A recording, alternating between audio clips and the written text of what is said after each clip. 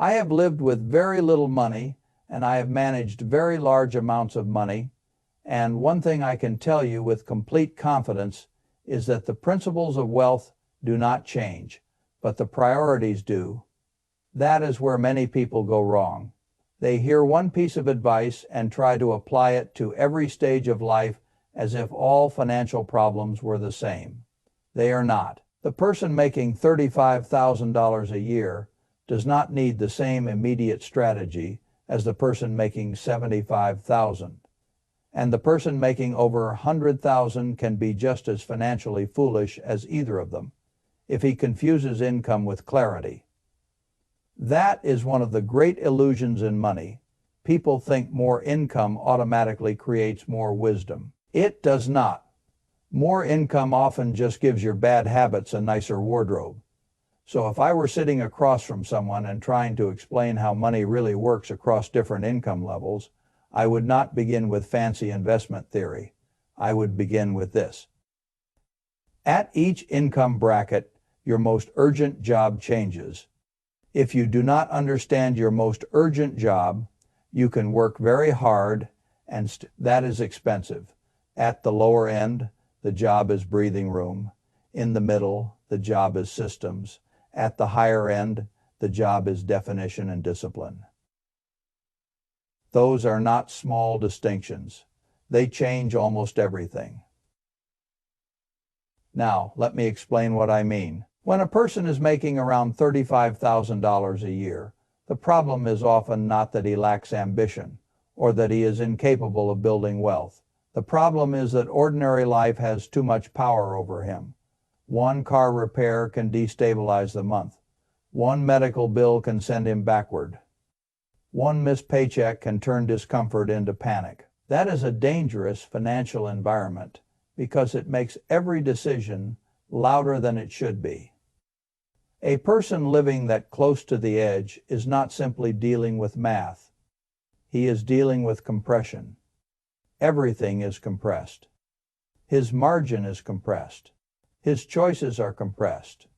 His error tolerance is compressed. That is why I do not begin by telling a person in that position to become a sophisticated investor. I begin by telling him to fight for air. Air matters first, not because investing does not matter, because a person with no breathing room is at constant risk of making desperate decisions, and desperate decisions are extremely expensive. I have always believed that the first great financial victory for most people is not some glamorous portfolio milestone. It is the moment when an ordinary emergency no longer requires a crisis response. That is what the first reserve does. It changes the emotional meaning of inconvenience. Without cash, a bad week becomes a threat. With cash, a bad week becomes a problem to solve. That difference is worth more than many people understand. It changes how you negotiate with life. It changes how easily you can be pushed around. It changes whether you need to borrow at the worst possible moment.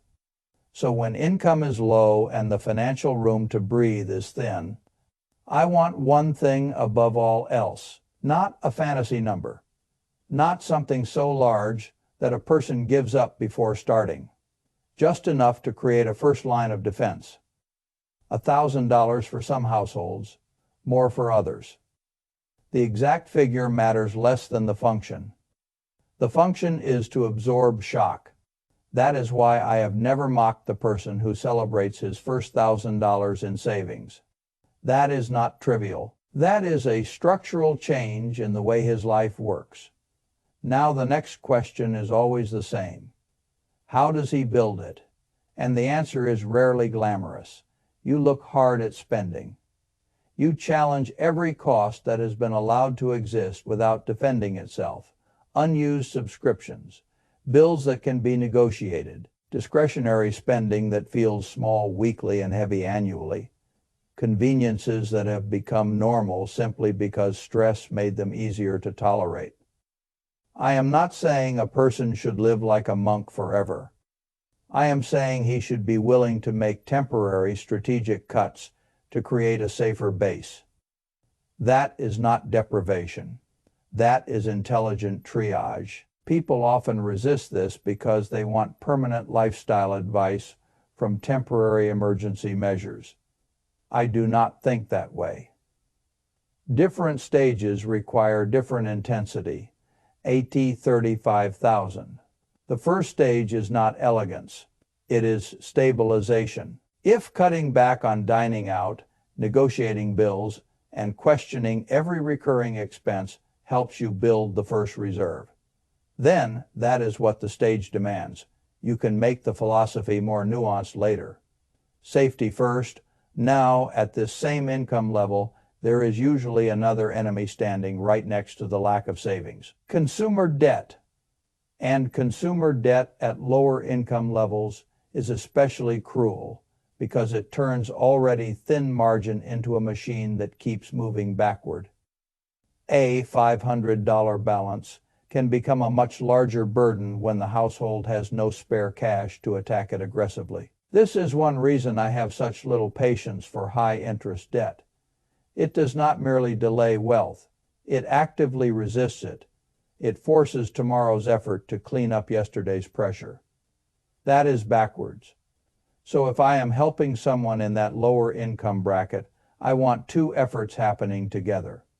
I want a first layer of emergency savings, and I want a direct, organized attack on the most expensive debt. That means writing everything down. Every balance, every interest rate, every minimum payment, no hiding, no hoping the debt will become less real because you avoided looking at it. The numbers are the numbers whether you face them or not. Once they are visible, you can choose a payoff strategy. The avalanche if you want mathematical efficiency. The snowball if you need momentum and fast emotional wins. I do not worship labels here. I worship progress. Pick the method you will actually follow. Then follow it. The point is not to win a debate on the internet. The point is to stop letting expensive interest own your future. But there is one more truth at this lower income level that too many people avoid because it is uncomfortable. You can only cut so far. There comes a point where optimization alone is not enough. And at that point, the most powerful thing you can do is increase your earning power. I wish the world were fairer about this than it is. I wish a modest job in every city automatically purchased a comfortable life. But wishing is not planning. The reality is that when income is low, one of the fastest ways to change the entire structure of your financial life is to earn more. That does not always mean going back for a degree. Sometimes it means learning a marketable skill cheaply. Sometimes it means asking for overtime. Sometimes it means changing employers. Sometimes it means entering a better room. This is one of the most underrated ideas in money. Many people remain in environments that cap their future because those environments are familiar, but familiarity can be expensive. If you want to radically change what money feels like in your life, one of the most useful questions is not just how do I spend less? It is how do I become more valuable? The labor market is not static. Demand changes, skills change. Rooms exposure matters. A person who learns a valuable skill applies it in a small way, networks into better opportunities, and acts before he feels fully ready, can change his financial life dramatically faster than the person who waits for confidence. I have seen that repeatedly. Income is not fixed in stone. It is often fixed in the imagination first. Now, as we move from that lower income bracket into something like $75,000 a year, the conversation changes. At this stage, many people finally have a little breathing room. The bills get paid. The emergencies no longer feel instantly catastrophic. There may even be a little savings. And this is exactly where many people make a very expensive mistake. They confuse relief with strategy. They say I am doing okay now, and they stop there. That is a tragedy because $75,000 can be one of the most powerful launching points in personal finance if the person understands the real job of this stage. The real job here is systems. At this level, you usually have enough room that the right system can begin building wealth quietly in the background. This is where free money matters enormously. Employer matches, tax-advantaged accounts, automatic transfers, investment systems that keep running even when life gets busy. The person who ignores these at 75,000 is often standing on fertile land and refusing to plant. That is foolish. If your employer offers a 401k match, take it. I do not know how else to say it. Free money deserves immediate respect. Declining a match while talking about building wealth is one of the strangest forms of self-sabotage I see. The same goes for tax-advantaged accounts more broadly. People love to talk about how the wealthy have access to secret strategies. Most ordinary workers already have access to some of the most powerful wealth-building vehicles they will ever need. The problem is not secrecy. The problem is underuse. A tax-advantaged account is valuable, not because it sounds sophisticated, but because compounding under less tax drag is profoundly more powerful across decades than compounding with constant leakage. That matters a lot. And once you have access to these tools, the next priority is automation. Automation is one of the most profitable behaviors I know because it removes the need to be emotionally impressive every month. I have never wanted a financial life that depended on me feeling motivated on the 15th.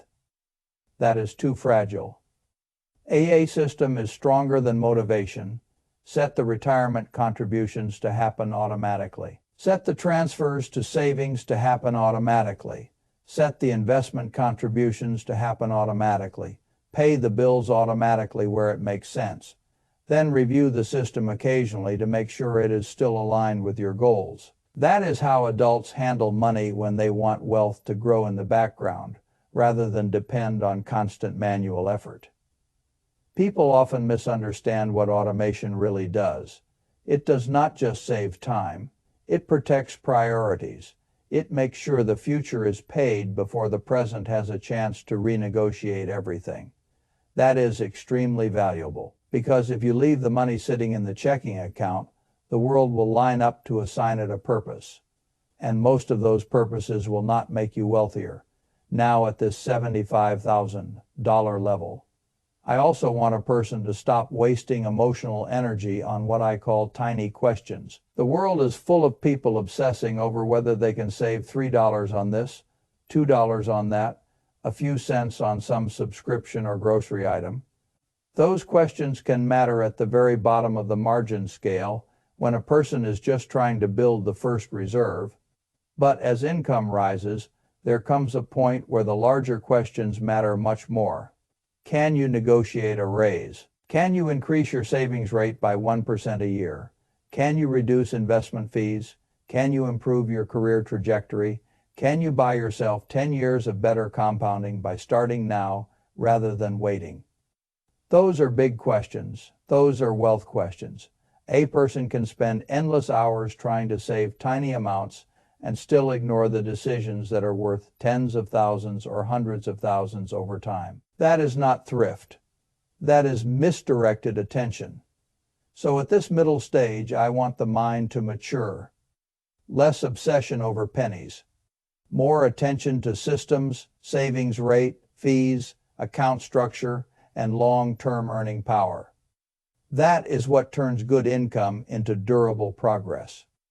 Now, when we move into $100,000 and beyond, the stage change, and this is where many people are shocked to discover that high income does not solve confusion. Sometimes it amplifies it. A person can make a great deal of money and still have no idea what it is for. That is one of the saddest sights in personal finance. A high earner who worries like a poor planner. A high earner who buys according to social expectation rather than actual desire. A high earner who still does not know what rich means to him. That is why the most urgent job at this stage is definition. You have to define your rich life, not in slogans, not in vague emotional words like freedom or abundance or balance. In specifics, what do you want money to make possible? How do you want to live? What kind of travel matters to you? What kind of generosity matters to you? What kind of housing actually supports your life? What does enough look like? What does abundance look like? What are you building toward? If you cannot answer those questions, then more income simply creates a larger field for random, socially scripted spending. That is how people making $200,000 a year still end up feeling trapped. They bought what everyone around them bought. They upgraded because it was expected. They moved into the kind of house they thought success required. They took on the kind of car payment success supposedly justifies. And then they woke up living somebody else's idea of freedom with their own balance sheet. I have no respect for that kind of mindless conformity. Money should increase intentionality, not erase it. Now, one of the worst enemies at this higher income level is fees. Specifically, fees hidden behind comfort. A lot of people at higher income levels acquire what I call a reassuring intermediary. Some friendly advisor who charges a percentage of assets every year and makes the person feel as though someone responsible is watching over the money. Maybe that advisor is useful, maybe not. But many people never actually calculate the cost of that arrangement across decades, and they should. A 1% fee sounds tiny because percentages are emotionally sneaky. But over a long horizon, a 1% annual fee on a substantial portfolio can quietly take an enormous share of what compounding would otherwise have produced. That is not a minor issue. That is your future being sliced away politely. I am not saying no one should ever use an advisor. Complex situations exist. Behavioral coaching can be useful. Project-based expertise can be valuable. But people should know what they are paying, what they are getting, and whether a flat or hourly fee might solve the actual problem without taxing the portfolio every year forever. That is what rational adults do. They run the numbers. Which brings me to another sacred cow at the higher income level. Home ownership. I know the mythology, buy a house, because that is what successful adults do. Buy a house because that is how you build equity. Buy a house because renting is throwing money away. I have always disliked financial advice that hides inside moral language. Buying a house is not a moral achievement. It is a financial and lifestyle decision. Sometimes it is excellent. Sometimes it is terrible. What matters is the arithmetic and the life. Renting can provide flexibility. It can provide optionality. It can allow someone to invest the difference between renting and owning in a high-cost market. It can protect a person from maintenance surprises, transaction costs, and being tied to one location during a period when his life may still be changing. Buying can also be right. It can provide stability, control, and a meaningful long-term asset if the person plans to stay long enough and the total cost truly works. But too many high earners skip the math and go straight to the ritual. They buy because it feels like the next chapter they are supposed to purchase. That is foolish. A mortgage is not just a payment. It is property tax, maintenance, insurance, interest, opportunity cost on the down payment, illiquidity. Time responsibility. You do not get to count the house only when it flatters the narrative. You have to count the whole package. And if renting while investing the difference produces more flexibility and a stronger balance sheet for a given period of life, then renting can be the superior choice. I do not care whether that offends tradition. I care whether the numbers and the life fit together honestly. That is what strategy is. The same lesson applies across all three income brackets, though the emphasis shifts. At $35,000, strategy is survival plus mobility. At $75,000, strategy is systems plus scale. At $100,000 and above, strategy is alignment plus efficiency. But underneath all three is the same truth. Money has to be assigned a job based on the stage you are actually in. Not the stage you wish you were in, not the stage your friends are in, not the stage the internet likes to perform. The stage you are actually in. If you do not do that, you can make intelligent moves at the wrong time and still get poor results. A low-income person who obsesses over exotic investments while ignoring emergency savings is solving the wrong problem. A middle-income person who ignores employer match and automation while rate-chasing tiny savings yields is solving the wrong problem. A high-income person who never defines what rich means and never questions fees, housing assumptions, or the cost of lifestyle drift is solving the wrong problem. This is why I keep returning to priorities. Priorities create order. Order creates progress. And progress, if protected, becomes wealth. Now let me make one final point.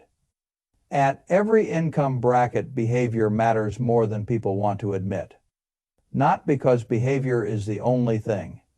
Income matters, opportunity matters, luck matters, timing matters. But behavior determines whether the advantages you do have ever get turned into something durable. At lower income levels, behavior means cutting hard enough and long enough to build a first line of defense while increasing your earning capacity. At middle income levels, behavior means taking the free money, setting up the accounts, automating the transfers, and asking larger questions. At higher income levels, behavior means refusing to let social default settings define your rich life, refusing to leak compounding through fees, and refusing to buy major assets without running the numbers. Honestly, none of that is glamorous. Almost all of it is powerful. That is the thing people hate about money. The most effective strategies often look boring in the middle. A reserve fund, a debt list, an automatic transfer, a retirement match, a low-cost fund, a deliberate definition of what rich means, a willingness to rent when buying does not make sense. No fireworks, no drama, no thrilling story to tell at dinner. And yet those quiet decisions are often the ones that make the most difference over a lifetime. I have come to think that financial maturity is mostly the ability to match the right priority to the right stage, and then execute without needing the decision to feel exciting. The younger person thinks all progress must feel dramatic. The mature person understands that dramatic is often expensive, and steady is often rich. So if you ask me what I would want for somebody trying to build wealth, I would not say the same thing to everyone. I would ask where they are. How much room do they have? What problem is most urgent? What advantage are they underusing? What assumption have they never challenged? Then I would tell them the truth for that stage. Fight for air. Or build the machine, or define the life. Because if you can do the right thing at the right stage, the later stages become much easier. And if you keep doing the wrong thing because it sounds sophisticated or socially approved, the money can get larger while the wisdom stays small. That is not the outcome I want. I want breathing room. I want systems. I want clarity. I want the future to receive a meaningful claim on the present. And if a person can line those up at the right time, I do not care whether he starts at 35,000, 75,000, or 200,000. He has a real chance to build a life that looks calm, strong, and free from the inside out.